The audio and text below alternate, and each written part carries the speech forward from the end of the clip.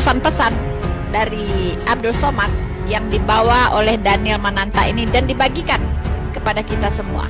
Ya, tentunya kita juga berhak teman-teman untuk mengomentari, ya, untuk menanggapi apakah oleh-oleh ini enak ditelan atau dikembalikan, begitu kan? Kalau dia berupa makanan, enak nggak sih gitu?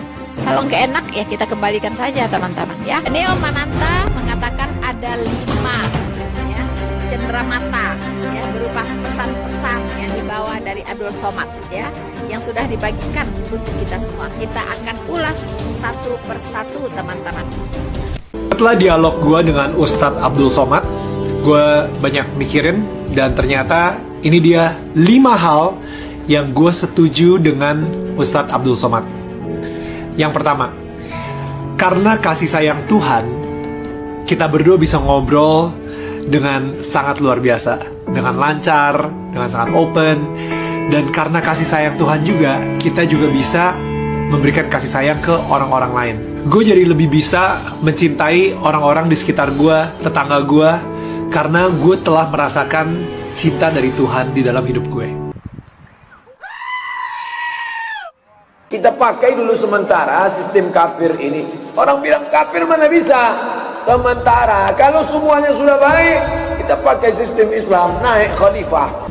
Mencuri listrik, ini dalil yang mengatakan boleh. Ingat baik-baik, kalau mau mencuri pegang dalil. Negara yang tidak adil, kalau begitu boleh mencuri. Karena listrik ini diambil dari alam, maka itu milik Allah Subhanahu wa Ta'ala. Punya Allah, berarti milik bersama. Kita curi aja. Itulah yang ditempelkan salib di belakang ambulan.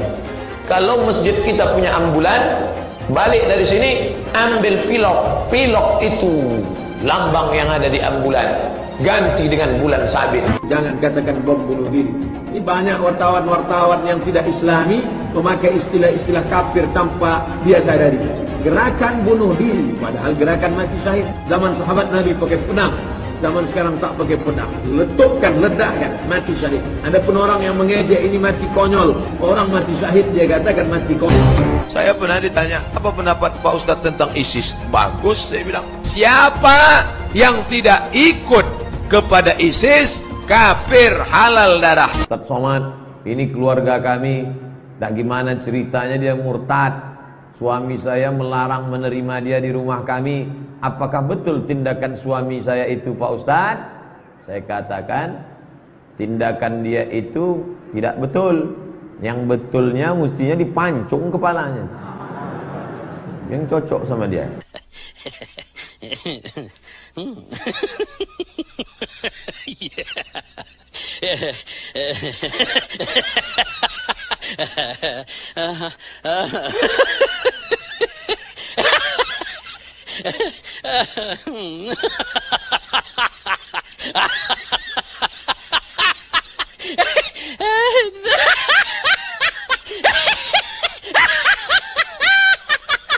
Kita mengasihi karena Allah lebih dahulu mengasihi kita.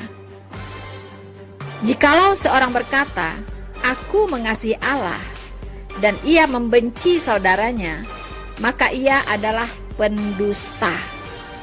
Karena barang siapa tidak mengasihi saudaranya yang dilihatnya, tidak mungkin mengasihi Allah yang tidak dilihatnya. Was juga sempat bilang, kasih sayang dulu itu yang paling pertama, baru Tuhan memberikan law atau perintah atau hukum. Jadi kasih sayang duluan, habis itu baru perintah Tuhan. Gue setuju banget sama pernyataan ini. Bahkan kalau di Alkitab pun juga grace and truth. Karena begitu besar kasih Allah akan dunia ini, sehingga ia telah mengaruniakan anaknya yang tunggal, supaya setiap orang yang percaya kepadanya tidak binasa, melainkan beroleh hidup yang kekal. Maha benar Allah dengan segala firman-Nya. Akan tetapi, Allah menunjukkan kasih-Nya kepada kita oleh karena Kristus telah mati untuk kita ketika kita masih berdosa. Lebih-lebih karena kita sekarang telah dibenarkan oleh darah-Nya, kita pasti akan diselamatkan dari murka Allah. Sebab jikalau ketika kita masih seteru, diperdamaikan dengan Allah oleh kematian anaknya, lebih-lebih kita yang sekarang telah diperdamaikan pasti akan diselamatkan oleh hidupnya. Maha benar Allah dengan segala firman-Nya. Yang ketiga, Nabi Muhammad sempat bilang bahwa manusia masuk surga bukan karena amalnya, bukan karena ritualnya, tapi karena kasih sayang dari Tuhan. Mungkin lu udah ngeliat ini di post sebelumnya ya. Karena ini gue sangat setuju banget. Gak ada satu hal pun yang gue lakukan di dunia ini, kebaikan seberapa banyak pun yang gue lakukan di dunia ini, yang membuat gue pantas untuk mendapatkan surga.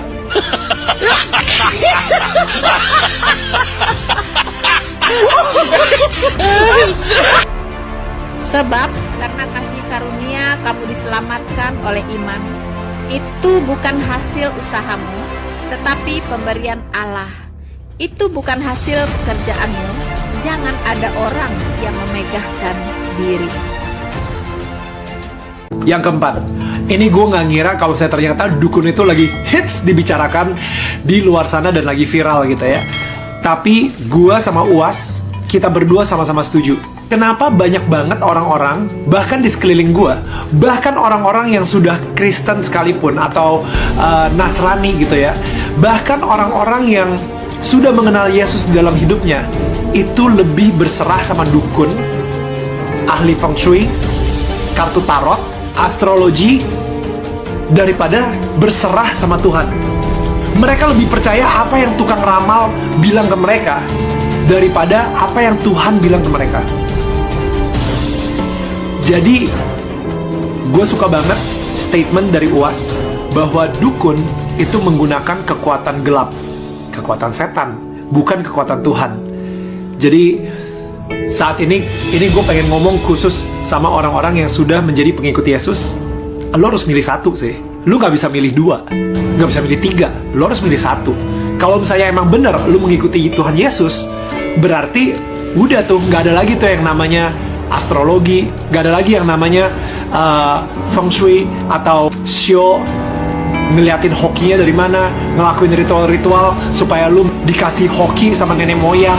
Udah gak ada lagi. Karena sumber berkat kita itu cuma dari satu, yaitu dari Tuhan Yesus. Gani.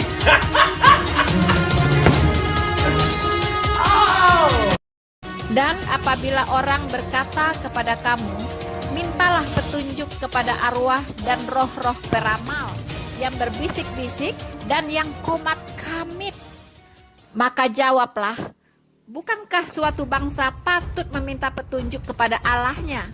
Atau haruskah mereka meminta petunjuk kepada orang-orang mati bagi orang-orang hidup? Maha benar Allah dengan segala firman-Nya. Yang kelima, ini mungkin sebuah kejutan kali. Ternyata gue juga setuju sama UAS soal ini.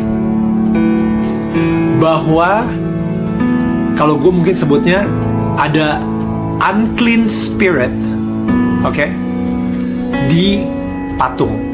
Ketika patung yang dibuat oleh manusia disembah. Wait. Sebelum lo mau komentar, lo harus baca dulu. Ini again buat orang-orang yang mengakui sebagai pengikut Yesus. Oke?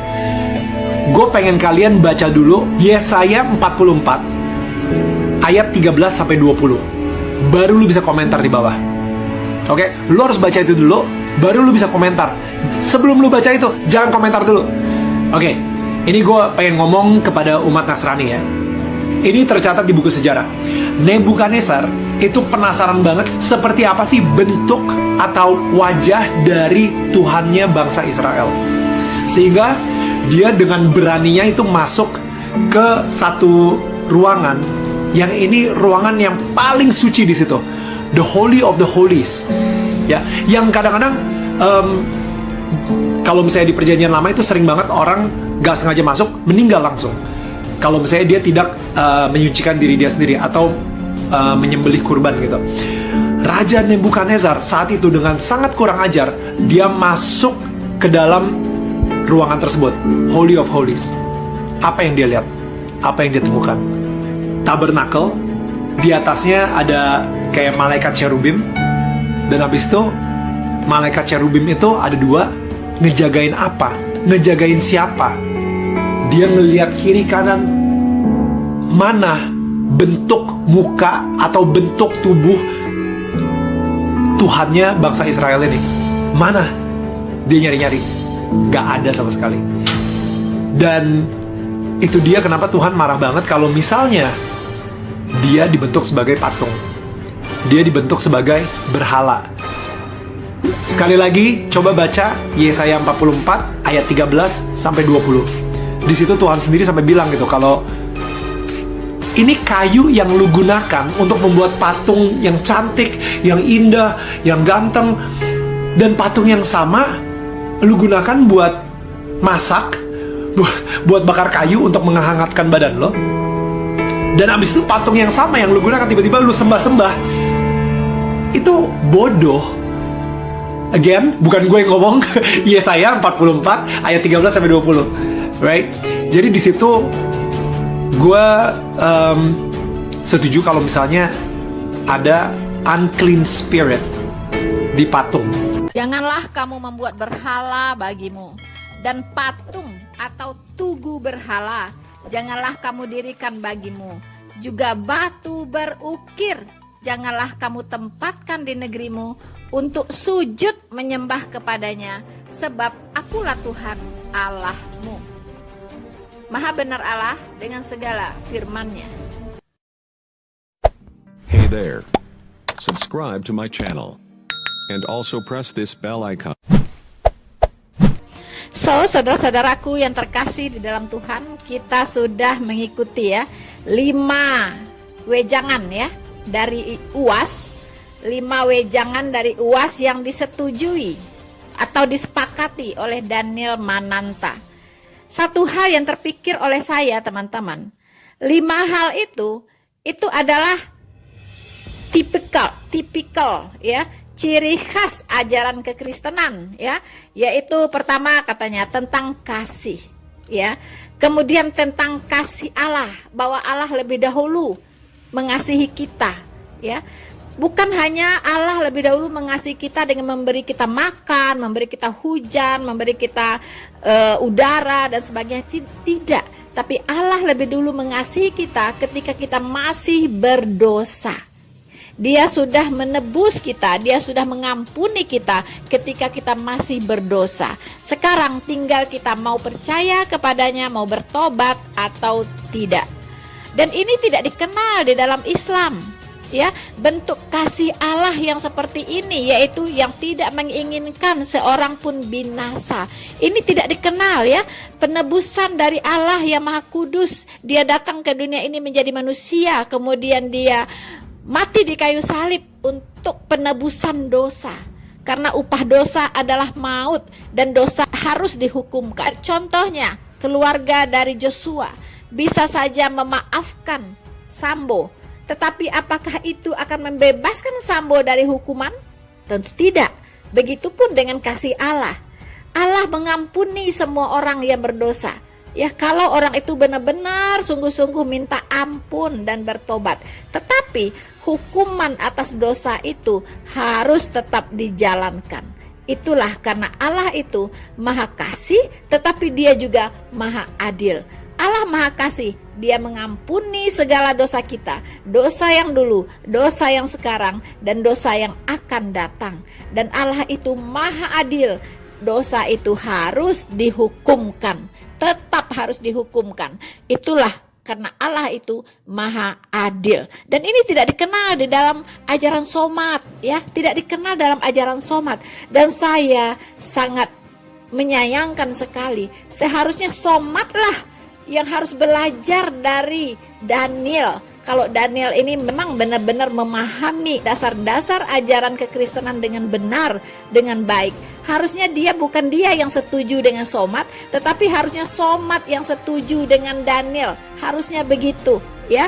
Jadi itu kesempatan sebenarnya untuk menginjili Abdul Somad ya, bukan sebaliknya Somad yang mengarahkan Daniel. Kemudian Daniel hanya main setuju-setuju saja. Dan memang itu ajaran kekristenan. Daniel ini sama sekali tidak kritis. Karena apa yang dikatakan oleh Somat itu berbeda konsepnya dalam ajaran kekristenan. Ya, kasih di dalam kekristenan, kasih Allah di dalam kekristenan itu kasih yang benar-benar murni, yaitu kasih agape, bukan kasih yang mengharapkan balasan, bukan. Engkau tidak dituntut untuk menjadi yang the best dalam hidupmu. Karena apa? Karena semua amal solehmu itu seperti kain kotor di mata Tuhan. Dan Tuhan tahu engkau tidak akan sanggup menyucikan dirimu sendiri. Makanya darah Kristus yang kudus itulah yang bisa menyucikan engkau. Jadi jangan mengatakan bahwa Anda bisa masuk surga karena usahamu, karena hasil pekerjaanmu.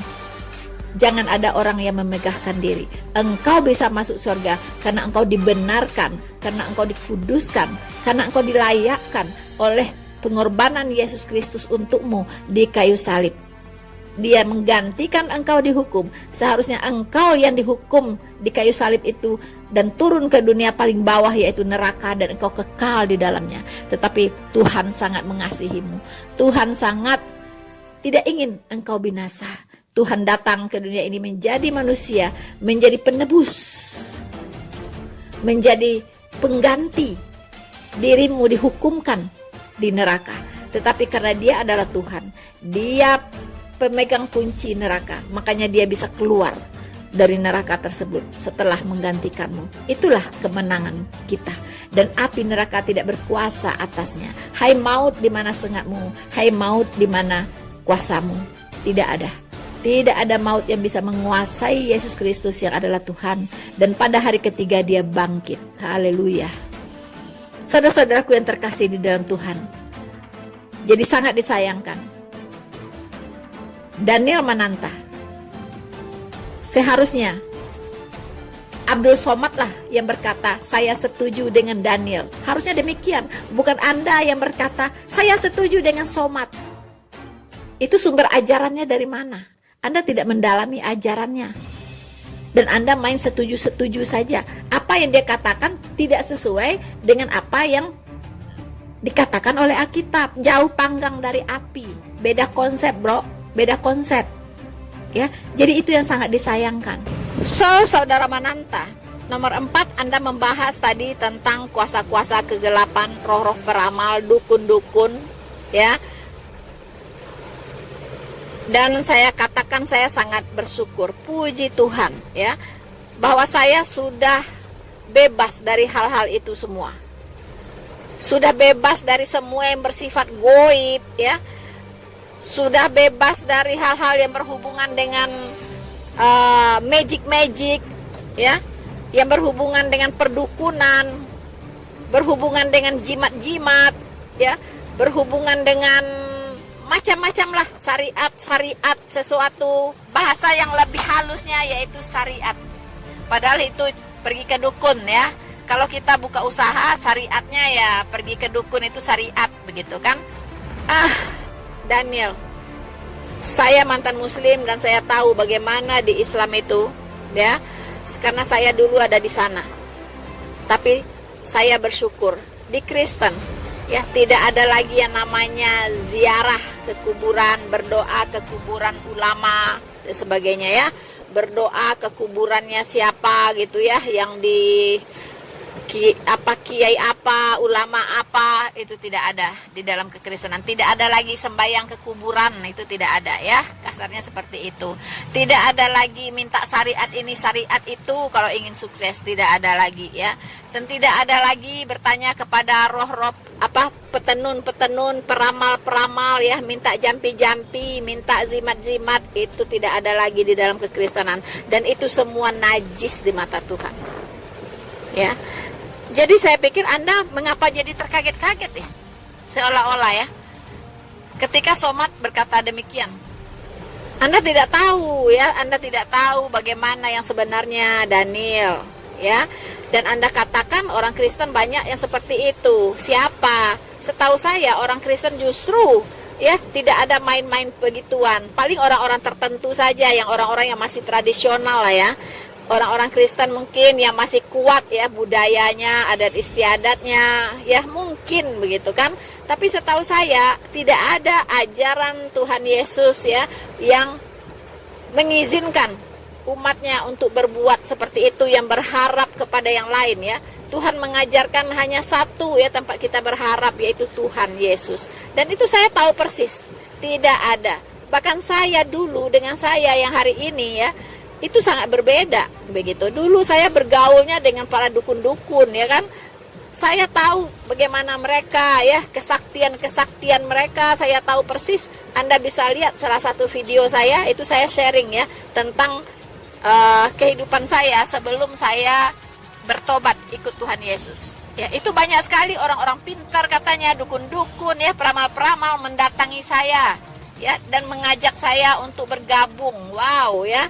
Dan mengiming-imingkan kesuksesan, mengiming-imingkan segala macam begitu dulu ya. Tetapi setelah saya bertobat ikut Tuhan Yesus, mereka semua hengkang, mereka semua lenyap di telan bumi, tidak ada satupun lagi yang datang. Ya itulah iblis-iblis ya kan. Iblis mengutus mereka supaya saya diperangkap, masuk perangkap mereka ya kan. Kalau saya sudah masuk perangkap mereka, ya mungkin saya tidak kenal Yesus hari ini ya kan. Nah, jadi begitu Daniel ya. Jadi jangan Anda blunder mengatakan orang Kristen banyak yang seperti itu. Ya tidak, saya tahu persis kok. Saya bisa membedakan karena saya dulu ada di sana dan sekarang saya ada di sini. Saya tahu persis bedanya. Jadi tolong kalau bicara hati-hati ya. Hati-hati. Saya tidak tahu Anda ini apa. Anda ini seorang apologet atau Anda ini apa gitu ya. Kalau Anda memang ingin masuk ke dalam pelayanan yang memberitakan kebenaran firman Tuhan, mendingan belajar dulu deh. Anda masuk dulu deh sekolah teologi, atau Anda ambillah waktu untuk pendalaman Alkitab sampai Anda menguasai semua, Anda baru sharing ya. Jadi jangan jadi blunder. Saya lihat Anda ini mengiyakan somat, Anda juga mengiyakan Alkitab begitu ya. Anda kira Tuhannya somat dengan Tuhannya Alkitab itu sama? Hah? Atau seperti apa begitu? Jadi Anda tidak bisa menyembah kepada dua Tuhan ya. Anda kalau bicaralah dari sumber yang benar ya, sumber yang Anda imani begitu ya. Jadi jangan Anda ke sana ya, ke sini yes gitu. Jadi Anda mengacaukan kekristenan nanti jadinya ya.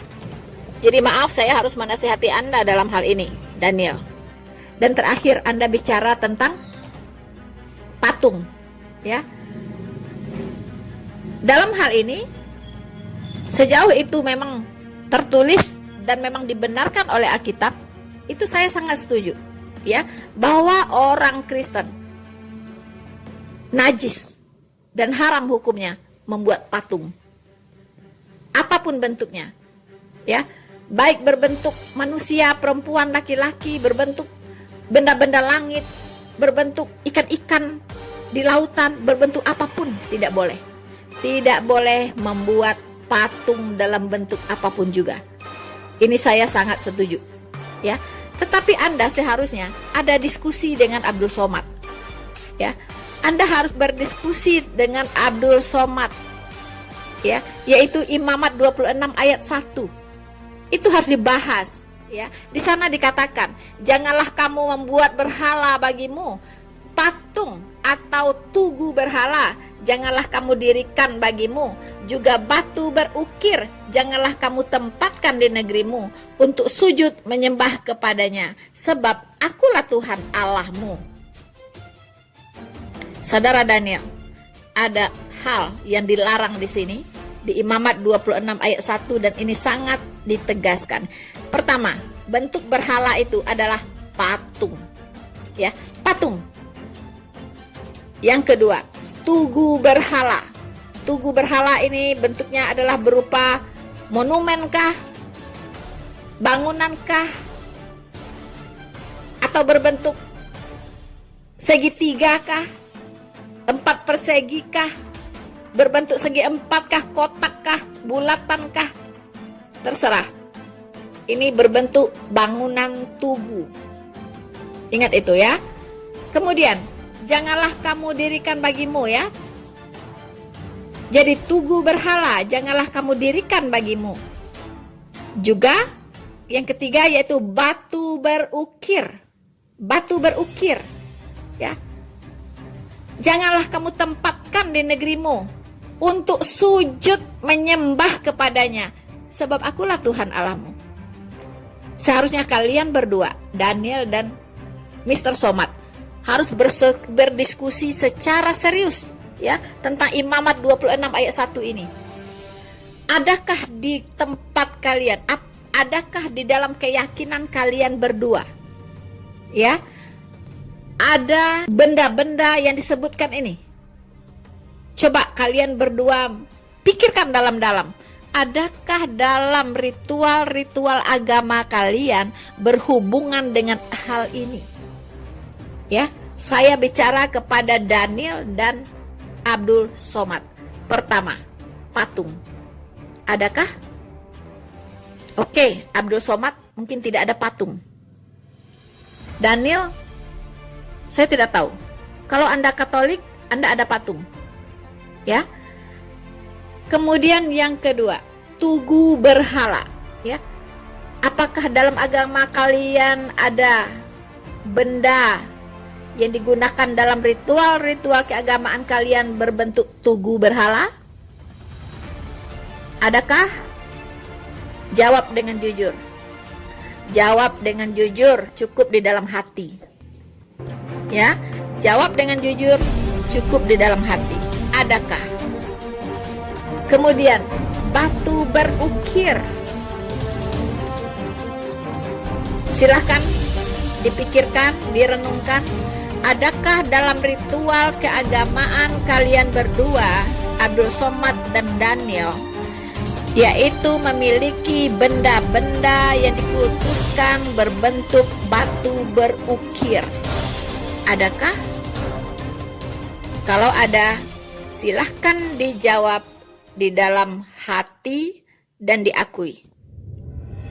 Dan di sini dikatakan, apakah kalian sujud menyembah kepada benda-benda tersebut?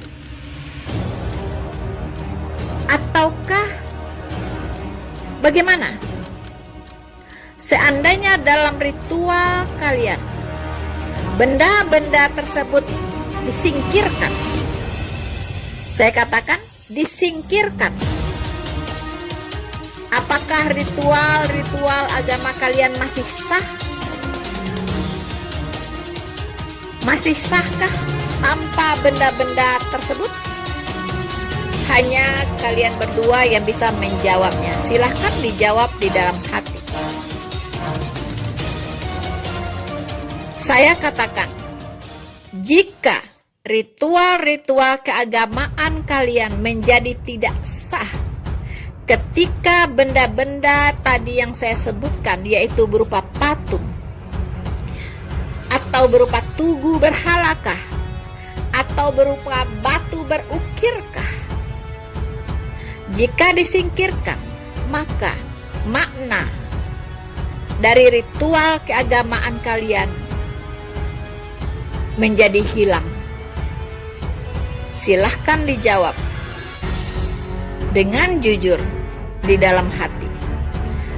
Jika benda-benda ini sangat berpengaruh, sangat menentukan keabsahan dari ritual keagamaan kalian, maka pastikan kalian dalam konteks ini sudah sedang menyembah berhala. Mau diakui atau tidak diakui, beginilah kebenaran firman Tuhan yang bisa saya sampaikan. Maaf, pesan terakhir saya untuk Daniel Mananta. Daniel, memang untuk membuat konten, harus membuat konten yang sangat-sangat menarik. Kalau bisa kontroversial, menjadi pembicaraan di mana-mana. Kemudian banyak dapat viewers, subscribers. dan ujung-ujungnya make money. Tapi dalam membuat konten media sosial, kita harus berhikmat. Apakah sesuatu yang kita sampaikan akan berdampak negatif atau positif? Tidak ada salah Anda bertemu dengan Abdul Somad. Tidak ada salahnya Anda bersilaturahmi dengan Abdul Somad atau Anda memupuk pertemanan dengan Abdul Somad. Tetapi yang disayangkan adalah Anda memframing, menggiring opini seolah-olah Abdul Somad adalah seseorang yang sangat-sangat toleran. Dan kita tahu bagaimana track record seorang Abdul Somad, terutama dalam sepak terjangnya terhadap kekristenan. Masih segar di ingatan kita ketika dia berorasi menghalalkan darah orang-orang kafir. Dan apakah Anda lupa? Saya jadi curiga. Anda punya proyek apa dengan Abdul Somad? Ini praduga tidak bersalah loh. Ini praduga tidak bersalah sekali lagi. Anda dapat proyek apa dari Abdul Somad? Apakah untuk membuat namanya clean karena sudah unclean? Daniel, di mata semua umat Kristen dia sudah unclean.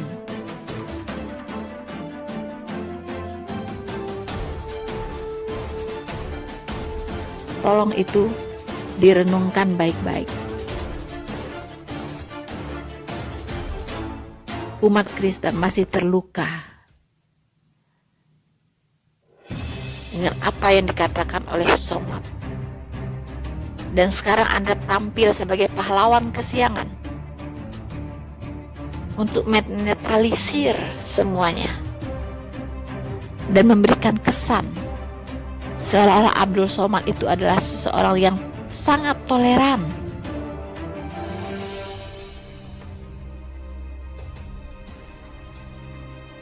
Ingat, bangsa Indonesia butuh manusia-manusia yang nasionalis, yang cinta NKRI, cinta perbedaan, cinta untuk menjunjung tinggi Pancasila dan Undang-Undang Dasar 1945 dan anti kekerasan.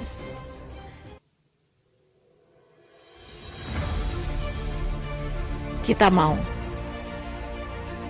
tidak ada ucapan-ucapan yang mengintimidasi kaum minoritas di Republik ini. Dan Anda sedang mentolerir itu.